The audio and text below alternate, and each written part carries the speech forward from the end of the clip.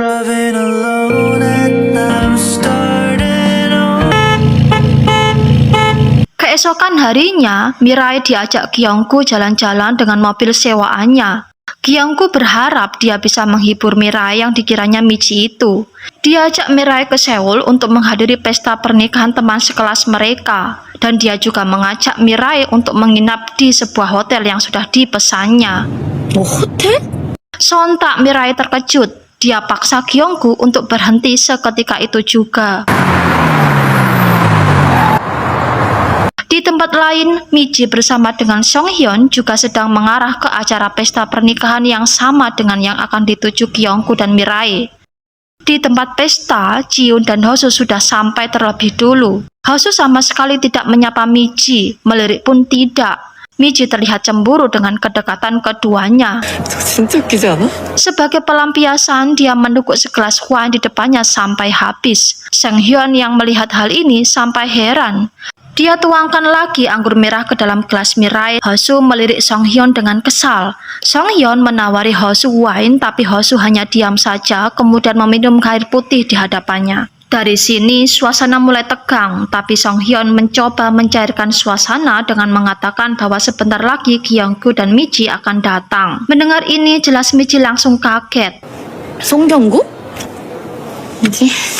Sementara itu, Mirai memarahi Kyunggu habis-habisan karena mengajaknya menginap di hotel. 진짜 불편해. Menurutnya, meski Kyunggu adalah mantan pacarnya, tidak semestinya Kyunggu berbuat seenaknya terhadapnya. Mendengar ocehan Mirai ini, Kyunggu jadi sadar bahwa yang di hadapannya ini bukan Michi tapi Mirai. Mirai sendiri jadi bertanya kenapa Kyunggu tahu bahwa dirinya bukan Michi. Akhirnya, Kyunggu mengaku bahwa selama ini sebenarnya dia tidak pernah berpacaran dengan Michi. Jadi, dia tidak pernah menjadi mantan pacar Michi. Kembali ke pesta, Song Hyun tampak senang Kyunggu dan Michi akan menghadiri pesta. Sebaliknya, Hosu tidak senang dengan sikap Song Hyun ini yang di matanya seolah-olah menertawakan hubungan pura-pura antara Michi dan Kyunggu ini. Karena sudah tidak tahan menahan amarahnya, Hosu mendekati Song Hyun kemudian mencekram lehernya hendak memukulnya, tapi niatnya dicegah oleh Michi. 호수 갑자기 왜 그래 이호수?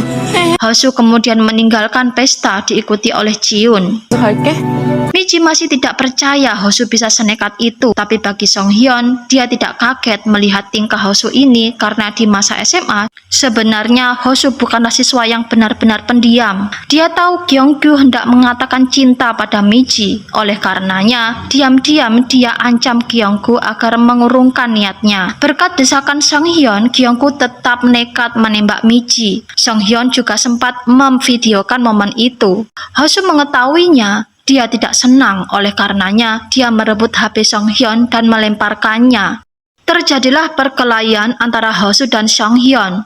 Mendengar cerita Song Hyun ini, Michi benar-benar tidak menyangka bahwa hubungannya dengan Kyunggu yang selama ini dia mengira hanya dia dan Kyunggu saja yang tahu, ternyata ada orang lain yang mengetahuinya. Salah satunya adalah Hosu. Michi benar-benar geram pada Song Hyun karena menganggap masalah ini sebagai lelucon. Dia peringatkan Song Hyun untuk menjauhi Michi. 미지 피해 다녀라. Kemudian dia berlari menyusul Hosu. Sayang, ketika menuruni tangga darurat, kaki Michi terkilir. Sejin kewalahan mengatasi banjir dan hujan badai yang menerjang pertaniannya. Di tengah-tengah keputusasaannya, tiba-tiba Mirai muncul dan membantunya. Keduanya akhirnya berteduh di rumah Sejin. Sejin bertanya pada Mirai kenapa dia kembali. Mirai menjawab karena tempat ini adalah satu-satunya yang nyata baginya. Michi menelepon Hosu yang saat itu berada di tempat parkir bersama dengan Jiun. Dia meminta agar Hosu menunggunya. Hosu berniat menemui Mirai, tapi Jiun mencegahnya karena yang sebenarnya dia bukanlah Mirai, tapi Michi. Yang mengejutkan, Hosu ternyata sudah menyadari hal ini. 뭐? 가볼게. Ketika Michi tidur di apartemennya dalam keadaan mabuk, tanpa sadar Michi membongkar jati dirinya sendiri pada Hosu. Ketika Jiun membicarakan masalah sepatu, Hosu tahu bahwa Michi tak tahu harus berkata apa untuk menutupi jati dirinya. Oleh karenanya, dia segera mengalihkan perhatian Jiun. Ketika pulang dari restoran Nenek Rosa pun, Hosu sempat menengok ke arah Michi yang memilih pulang sendirian. Kini, Hosu yakin akan pilihannya, yaitu cinta pertamanya, Michi. Namun, ketika dia menemui Michi, Hosu tetap diam, berpura-pura bahwa dia tidak tahu bahwa Mirai adalah Michi. Karena saking sayangnya dia pada Michi, dia gendong Michi karena tahu kaki Michi terkilir. Dalam perjalanan itu, Michi bertanya kenapa Hosu diam saja mengetahui bahwa Michi tidak berpacaran dengan Kyunggu. Hosu beralasan karena dia tidak bisa menolong Michi kala itu. Oleh karenanya, dia memilih menyimpan rahasianya saja. Michi juga mengatakan bahwa minggu depan dia akan mengatakan sesuatu pada Hosu. Hosu menjawab Michi bisa mengatakan rahasianya jika dia sudah siap. Kata-kata Hosu ini semakin membuat Michi jatuh cinta pada Hosu, jatuh cinta pada kepolosan dan ketulusannya. 좋아한다.